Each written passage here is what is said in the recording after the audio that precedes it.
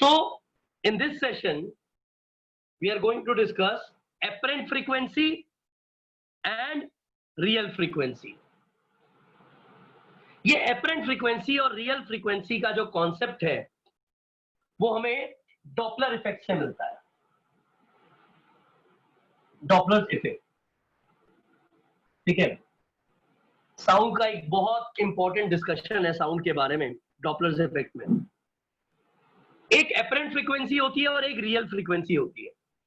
क्या है ये एपरेंट फ्रीक्वेंसी और क्या है ये रियल फ्रीक्वेंसी, इसको डिस्कस करना है अभी.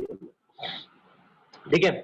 एपरेंट फ्रीक्वेंसी और रियल फ्रीक्वेंसी को ज्यादा अच्छे से डिस्कस करने के लिए एक एग्जांपल लेते हैं. ठीक है. वो एग्जांपल है, यहां पर हमारे पास एक जीप है. इस जीप पर एक सायरन लगा हुआ है. इस जीप पर एक सायरन लगा हुआ है. ये सायरन न्यू फ्रीक्वेंसी की साउंड प्रोड्यूस कर रहा है. This siren is producing the sound of frequency new and the jeep is moving with velocity vs. इसे हम vs इसलिए बोल रहे हैं क्योंकि jeep is a source of sound है यहाँ पे, इसीलिए इसे वेलोसिटी ऑफ सोर्स भी बोल सकते हैं. Velocity of source. ये हो गई original frequency.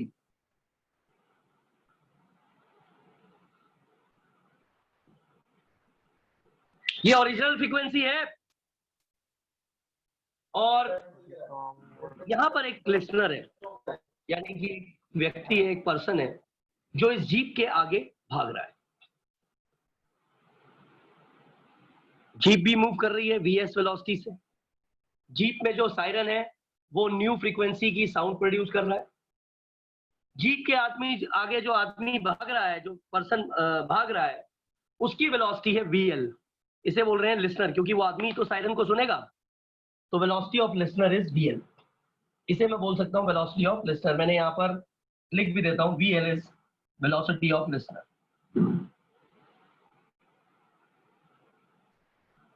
This is velocity of listener.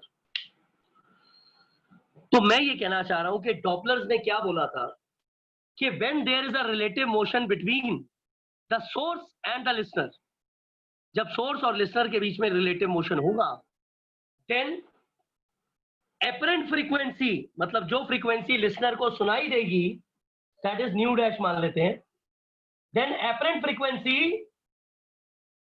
Will be different than the original frequency.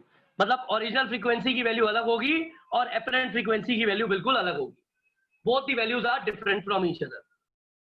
तो यहां पर ओरिजिनल फ्रीक्वेंसी हमारे पास थी न्यू और एपरेंट फ्रीक्वेंसी थी न्यू डैश, जो हमें फाइंड आउट करनी है. क्लियर है यहां तक? तो अब इसे फाइंड आउट करने के लिए क्या करेंगे? ये फॉर्मूला यूज कर रहे हैं हम डॉपलर इफेक्ट का. इस फॉर्मूले के अंदर न्यू डैश आपके लिए एक एपरेंट फ्रीक्वेंसी है और न्यू आपके पास रियल फ्रीक्वेंसी है सिस्टम की. v is velocity of sound. v क्या है? वेलोसिटी ऑफ साउंड है. ये फॉर्मूला हमें डॉपलर इफेक्ट के थ्रू मिला है. अकॉर्डिंग टू दिस फॉर्मूला हम फाइंड आउट कर सकते हैं कि एक पर्सन को कितनी फ्रीक्वेंसी की आवाज सुनाई देगी when it is travelling from one point two another point, और उस टाइम पर सोर्स और लिसनर के बीच में रिलेटिव मोशन है. ठीक है.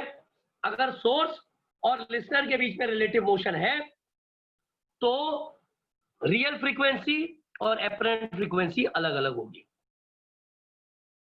क्लियर है? ये फॉर्मूला हमें डॉपलर इफेक्ट ने दिया था.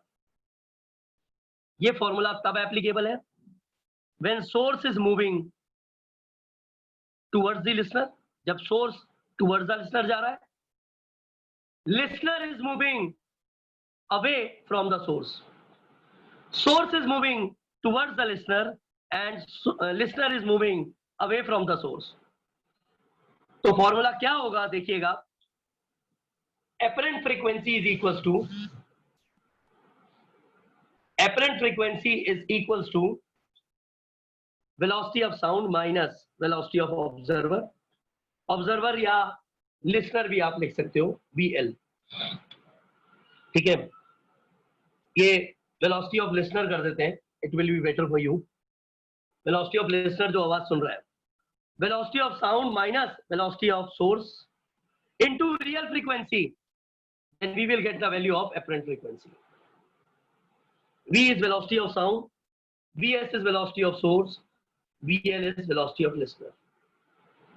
This is the desired formula for Doppler's effect जो हमें यूज करना है,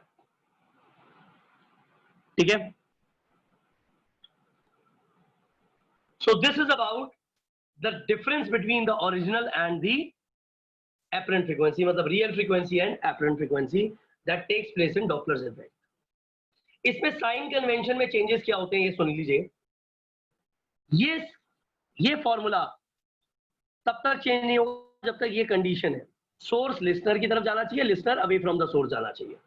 अगर इसमें कोई चेंज आ जाए, let us suppose listener is moving towards the source हो जाए, listener is moving towards the source and source is moving towards the listener, मतलब पहले लिसनर इस तरफ जा रहा था, अगर लिसनर इस तरफ जा रहा होता देन व्हाट विल हैपन, कुछ नहीं करना है। लिसनर की वेलोसिटी अभी -vl लिखी है ना, साइन चेंज कर दो बस, डायरेक्शन चेंज होते ही साइन चेंज, यहां प्लस आ जाएगा उस केस में। अगर listener is moving towards the source जा रहा है तो ये साइन चेंज कर दिया। Listener is moving away from the source, ये फॉर्मूला। अब ऐसा भी तो हो सकता है कि सोर्स अवे चला जाए लिसनर से, कोई बात नहीं, जाने दो। Source away from the listener मतलब ये बैक लेना शुरू कर दे जी, साइन चेंज कर दो, प्लस कर दी। Source away from the listener, जब तक सोर्स टुवर्ड द लिसनर जा रहा था तब तक यहां -vs था, जब वो अवे फ्रॉम द लिसनर जाएगा +vs हो जाएगा, बस साइन कन्वेंशन चेंज कर दिया। So this is about the basic of Doppler's effect as well as the change in apparent frequency and real frequency for class 9. ये टॉपिक क्लास 11th में भी है, NDSE में क्लास 9th में use किया जा सकता है, और हमें इसका बेसिक पता होना बहुत जरूरी है।